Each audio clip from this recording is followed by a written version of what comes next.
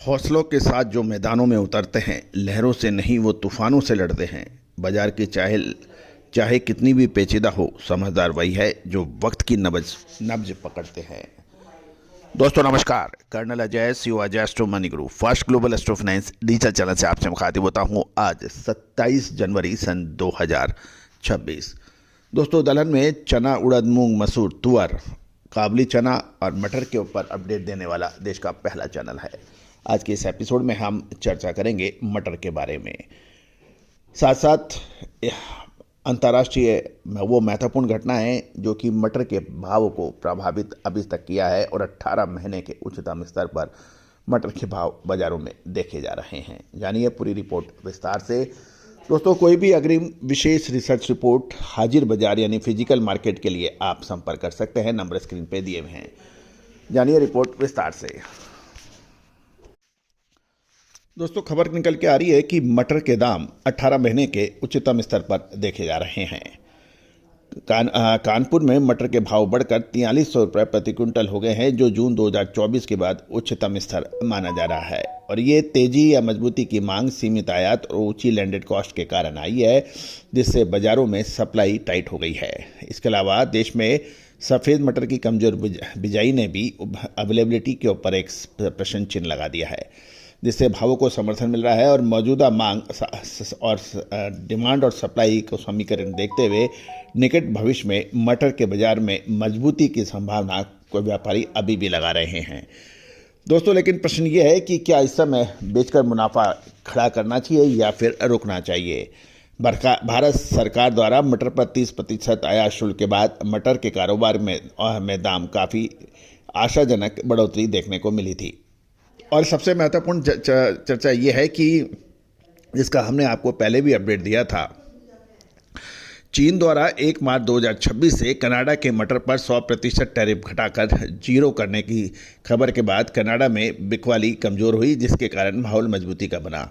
लेकिन इस बीच अमेरिकन राष्ट्रपति ने अपनी चाल चलते हुए कुछ सोशल मीडिया के ऊपर लिखा, अगर कनाडा चीन के साथ कोई डील करता है तो अमेरिका में आने वाले सभी कैनेडियन गुड्स और प्रोडक्ट्स पर तुरंत 100% टैरिफ लगा दिया जाएगा।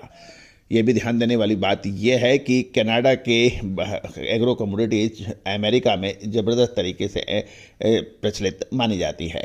अतः कनाडियन यदि चीन के साथ वो 0 टैरिफ पर डील को क्रियान्वयन करता है मार्च में, तो इससे अमेरिकन बाजार को वो खो सकता है, क्योंकि उसकी टैरिफ 100% उस पर अतिरिक्त लगेगी।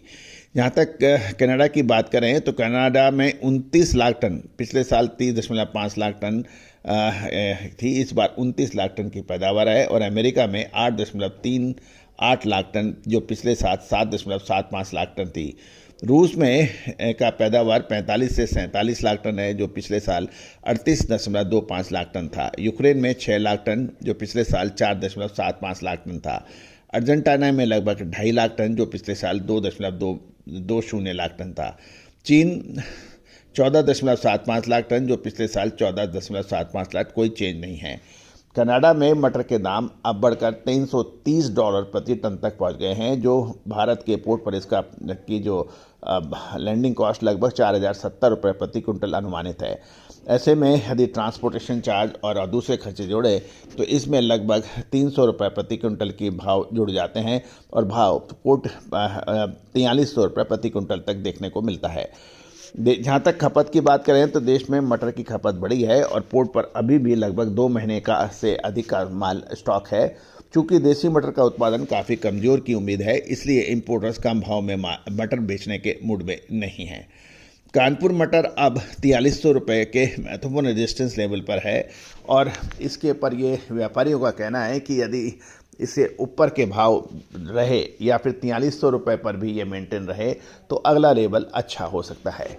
लेकिन प्रश्न ये है दोस्तों कि क्या समय पे माल निकाल लेना चाहिए या फिर रुकना चाहिए, या फिर असली तेज़ी तो अभी बाकी है। क्योंकि टैरिफ यदि अमेरिका राष्ट्रपति जो उसने कहा है, यदि वो कनाडा के ऊपर टैरिफ लगा देगा तो कनाडा के लिए ये बड़ी मुश्किल का सबब हो जाएगा और ऐसे समय में कोई बीच का रास्ता निकलना मुश्किल होगा। दोस्तों, भारत के ऊपर भी अभी जो टैरिफ लगा हुआ है उसके ऊपर भी कोई समाधान नहीं निकला है, लेकिन ये तो तय है कि अगले 2 से 3 महीने बड़ी ज़बरदस्त मूवमेंट देखने को मिल सकती है। दोस्तों, एक बहुत प्रसिद्ध अर्थशास्त्री ने एक बात कही थी कि इंसेंट्रिक वैल्यू पे ध्यान रखें। बाज़ारों के अंदर अफवाहें, न्यूज़, समीकरण बनते और बिगड़ते रहेंगे, इसमें कोई दो राय नहीं है ये। लेकिन यदि आप इंसेंट्रिक वैल्यू के ऊपर यदि आपने ध्यान दिया तो आपकी काफ़ी समस्याएं दूर हो सकती हैं। और इन्वेंट्री टू स्टॉक जो एक ऐसी अर्थशास्त्र का नियम है जो आपको बड़ी इजीली तरीके से गाइड करता है कि बाज़ारों के अंदर रुख क्या रहने वाला है। दोस्तों, कहा जाता है कि व्यापार की चाल समझना, इसका रुख समझना परमाणु बम बनाने के से भी मुश्किल है। यदि परमाणु बम का फार्मूला आपने ईजाद कर लिया या आपको मिल गया तो आप हजारों की तादाद में बना सकते हैं, लेकिन बाज़ारों की नब्ज हर क्षण बदलती है। इसके अंदर कब कौन सा फार्मूला लगाया जाए, ये विशेषज्ञ और व्यापारी की अनुभव और दक्षता पर निर्भर करता है। और दोस्तों, इन सभी के अपडेट के लिए, विश्लेषण के लिए हम आपके लिए हमेशा शानदार विश्लेषण लाते हैं। आप फिजिकल मार्केट की अपडेट के लिए, अग्रिम विशेष रिसर्च रिपोर्ट के लिए आप संपर्क करें। All the very best, good luck, happy trading. खुशबू और प्योर झाग, टेस्ट से भर दे हर जुबां पे स्वाद। एवरीडे मसाले, देश का स्वाद।